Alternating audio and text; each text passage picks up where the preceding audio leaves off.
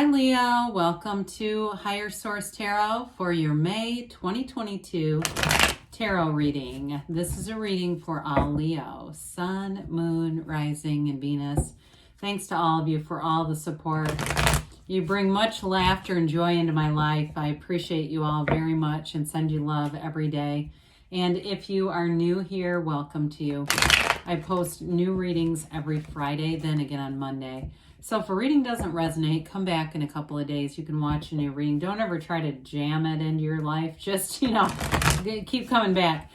Fridays are a general reading. Mondays are a different style every week. So one week I'll do, like I did a Law of Attraction tarot reading, and that was pretty cool. This week will be a more detailed Celtic Cross style reading.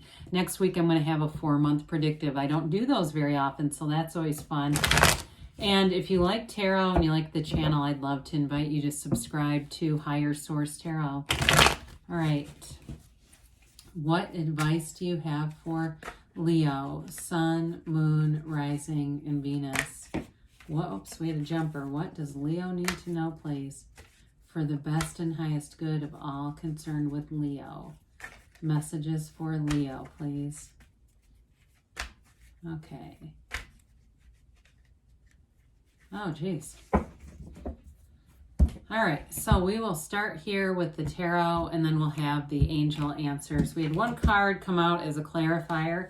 Current situation, oh boy, we've got the 7 of Swords, but the immediate influence is the King of Wands. In your subconscious, you have the Knight of Cups, you have the Knight of Swords in the distant past, the King of Cups in the more recent past. You have the Lovers coming towards you. You're represented by the 9 of Pentacles. Ooh, this is cool. The person or situation you're attracting is the 10 of Pentacles. We've got the Page. Ooh, I like it. The Page of Wands. That's really awesome. This is unbelievable to me. I cannot get over this. You have the Lovers in the energy coming towards you in the upcoming future. The outcome is the Chariot. 6, 7. They're in order. And so is this. 9, 10. I mean, that is a big deal. We have 78 cards here. So when you start to see cards coming out in alignment, you are in sync, you are in flow, and be open to it. And I don't care if your life sucks, okay? I don't care if you're in the biggest shitstorm of your life right now. This energy is available to you. You attracted the reading. This is all available to you. So I love it. Now, oh God, I wouldn't have minded the 9 of Swords there, but you got the 8 and 10. These are clarifiers. But the Ace jumped out. So it's interesting because the aces to the 10, those are called the pip cards. It's interesting that the one that jumped out is the one that really will set you free of this, okay? So I do feel like you've got with that 7 of Swords, so we got the 7, 8, 10 of Swords going on here. That 7 of Swords, that's what's setting this into motion. And so I feel like they're telling you on some level, don't take it too seriously. Especially because the energy you have crossing that 7 of Swords is you and the King of Wands. You do have, before we get into this too far, you do have Gemini and Cancer here. You've got, let's see, 2 major arcana and ace here. You've got a couple of kings, though. I like that. You've got fire, air, water, and earth, all the elements. So anyway, I do feel like if there's been somebody gossiping about you, you are going to get information in. But I feel like they're telling you, almost like the Hierophant energy, be still and know. It's kind of like that. Don't give it too much energy because the truth will be revealed with the Ace of Swords. And if it's something to do with a job, I mean, you're going to move forward. You've got a successful conclusion in the outcome. So there's nothing better than the Chariot and an outcome. Well, there's the World. There are other cards, but the Chariot's a wonderful card there. So I do feel like you get information, a discussion, something like that. You have a beautiful relationship here, too, available to you. So if you've been in a bit of a dry spell, and that's what that 8 and 10 indicate for you, it's like the 10 of Swords can be overly dramatic energy, and also, too, the darkness in the card can indicate ignorance. So again, there may have been information that came out that revealed that 7 of Swords, slanderous kind of defaming conversations behind your back, but it also could be in terms of your own mindset. Those of you that are single and going, how is this ever going to happen? I just feel like I can't meet anybody. There's somebody new coming in here, okay? Because you have a wonderful relationship showing up here. So with the King of Wands and the 7 of Swords, the 7 of Swords is absolutely no match for that King. Now, the King of Wands is a wonderful energy for career. It's being very charismatic. It's you and your own energy. You're a leader by nature. You're the kind of energy that walks into the room and people notice you. They feel your energy. They love your personality. And with the King of Wands, you won't really take much shit from anybody. So the Seven of Swords is poorly planned out. It's somebody who talks too much. They don't think about their audience. So the people they talk to, they've got absolutely no allegiance to this person. And so I do feel like for some of you though, if there begins to be too much feedback about it, I feel like you're going to tell people not to tell you anymore. I just think that you're going to withdraw your energy, and that's what's going to stop that. Now, if it was something dishonest from a company, like it was something where you were told one thing, they knew they were lying because they were in a bind, so they just used dishonesty to try to problem solve. I do feel like with the King of Wands, you're going to be prevailing. The King that is not stopped. The King is all about enterprise and growth, and it's the real master of career. It's also the right use of your own will. It is a spiritual card though, so it's not just will. You also have, like I said, that Chariot energy here, which is also a bit of a willful energy, but it really is you're directing your will in the right way, directing your mind in order to bring in gains. So with the Knight of Cups here in your subconscious, this is a bit of a daydreamer's energy. The Knight of Cups is love. It's definitely an energy where you're going to attract a loving partnership, a loving energy around you. But the Knight of Cups does use that power of intention. So really visualizing, seeing things through your first person eyes as if you're experiencing the situation, you're experiencing the career where you want it, people around you who are trustworthy, they're honest, they're reliable, they're very loyal. In a relationship too that's got real love and depth and a commitment. And so we also can do that in what Neville Goddard called the state akin to sleep, right before you drift off. So we don't want to be on electronics, cyber stalking people or doing things that are going to make us restless, irritable, and discontent. Okay, so use that time wisely right before you go to sleep to get yourself centered. And that's really going to play into this subconscious energy. So the Knights do come in of service, and the Knight of Swords brought some kind of information in. And this one seeks the truth, it seeks honesty, and it does not stop until it gets there. So you may have had a bit of a powerful exchange of words with somebody. You may have called somebody out on their lies, on whatever it was that they were doing in the Seven of Swords energy. It definitely feels related to this. But with the Knight of Swords, it's clarity of mind too.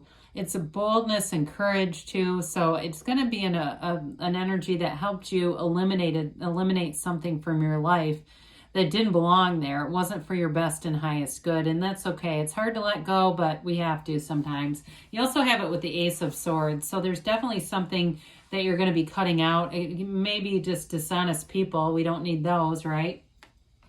So the King of Cups is the master of love. It's the master of that really great life.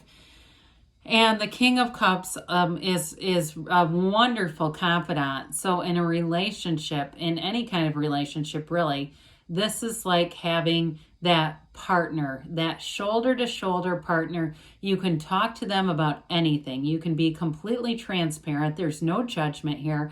It all comes from love. It all comes from this loving, heart-centered space.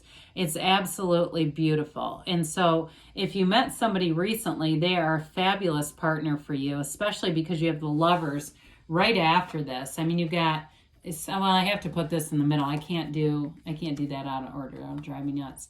But really, I mean, you have a love story here. Love prevails. Love is really it's like the bedrock to the whole reading in this. So regardless of what happened that you didn't like, go towards this. It's available. So with the King of Cups here, it's also a card of self-development. So again, a little bit of adversity may have happened, but I feel like you use that to your advantage. You use it to make gains. You use it to recognize it when it comes again, which it may in a smaller dose. But I don't feel like if you encounter something in the future where there's a little bit of dishonesty, I don't feel like it's going to rock your world.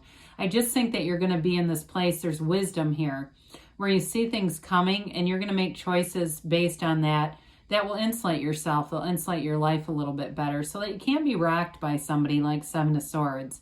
So with the Lovers here, this really is a match. Now, for career folks, this is an indication that your career is absolutely blooming. It's a match. So things are definitely going to move forward for you. But this is in terms of a love relationship, it's the importance that love has in your life. You've got the Archangel Raphael here. And it's a card that has your conscious mind influencing the subconscious, and it's all connected to source energy. It's overcoming any obstacles here. So again, there might be a bit of a problem with work or somebody around you in your circle that's been dishonest, but it doesn't really matter. You're in the place of love here.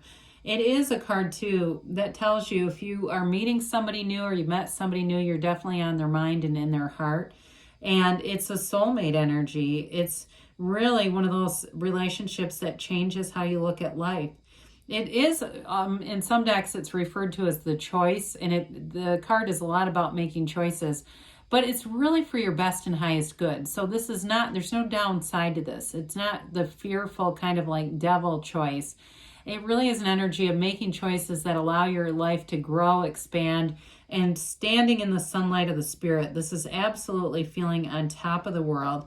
And it can be a marriage card too. So with the Nine of Pentacles, if you're single right now, because this is the single lady card, you may feel like it's not a real urgency to find anybody. But with this Nine of Pentacles, it's a card of luxury. So those of you too that have made some job changes, money is coming in. You've got it a couple of times. We've got this nice unfoldment with the 9 and 10 together. This is a card too, though, that indicates you're surrounded by good people. So like I said earlier, if there was somebody talking out of turn about you, they were like going to the wrong people about it for sure. They were going to your people and saying things that's like, why would you ever do that? I mean, your people are loyal to you. You've got it here in a beautiful way. This is a card too, though, where you're going to feel successful. You're going to have material gains for sure in this energy. But it's definitely a card of realization of your worth, and it's a new beginning that's going to bring in a much easier energy for you. So you're releasing all resistance here. Pentacles are about manifesting. So not only is it material gain, but it's manifesting your heart's desires too. And the 10 of card is a legacy card. It's also called the wealth card. So we've got the luxury card and the wealth card, but this extends beyond just material in terms of wealth. It's a wonderfully harmonious energy in every area of your life. So work is in flow. Your family is in flow. Your family benefits from changes at work and gains you're making financially. In terms of a relationship too, though, coming together, it's like it brings a benefit for everyone around you. So with the 10 of Pentacles, it's a card, though, that reminds us to be in appreciation. Even for the smallest stuff, let that joy come into your heart. I don't care if it's a cat that loves to sleep by you. And that damn cat, even if it's annoying sometimes, that cat loves you. Whoever that is, I just see somebody with this antlerless four-legged friend cuddled up next to him. It's all that kind of little stuff of knowing like there's an energy field around you that brings in love wherever you go. And maybe it's a significant other. Maybe they're the one that has the four-legged friend. But either way, there's definitely an indication here of feeling love in the smallest, most, simplest ways, that everyday way. But it's going to bring in richness and expansion to your life. So the Page of Wands is a messenger, and this one says get out there and do it. Do it afraid. Doesn't matter. Do it anyway. The Page of Wands is inspirational energy. So you may find you have these little sparks of just inspired feelings. You want to take action. Do it. This is another companionship card too, though. So it's also telling you you've got wonderfully loyal people around you who are supportive of you, who would say do it too. They don't stop you. This is the kind of energy where they're happy for you, genuinely happy. There's absolutely no jealousy or competition in this at all. It's all about expansion, and it's all about, being in that place of having fun, having good social interactions, having opportunities to get out there and do things. Well, the Chariot comes in, and this is a card of a major journey, okay? It's confidence. It's like this self-determination kind of energy. And with the Chariot, this is where you obtain goals in life. It's also symbolic of the mind, but it's telling you that you move forward with balance and stability, these two sphinxes here. This is a making heaven come to earth card. You've got the celestial curtain up here and the chariot that sits firmly on the ground. The chariot also represents protection. So I do feel like, Leo, you've got this wonderfully protective energy. It's like a very nurturing, positive outcome card here. It's also telling you, though, that this may be a time where you have a mature, very mature relationship in your life. It's a mature adult, somebody successful in life. And it's also an energy, too, where you're both mature enough to control your own feelings. So there's love here, but it's not wild, okay? It's not wild, out of control love. It's like there's an energy here of great stability and moving forward in your life. It's also a card of travel. So some of you, with all that luxury and wealth, you're going to be traveling, too. I hear somebody's going to Bali. If you're planning a trip, you're trying to get to Indonesia, I feel like you're going to get there. It's just that kind of energy where it all aligns. All right, what else does Leo need to know here? What do you have for Leo, please?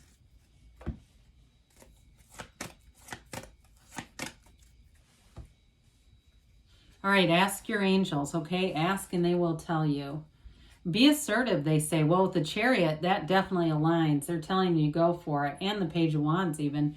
They tell you there's romance. We rarely get this card. So I do feel like you have a beautiful relationship here. You've got within the next few weeks. So if you haven't met anybody, be out there. Put yourself out there. And they say don't stop, Leo, because the good things are on the way for you. I love you, and I'll be back again soon.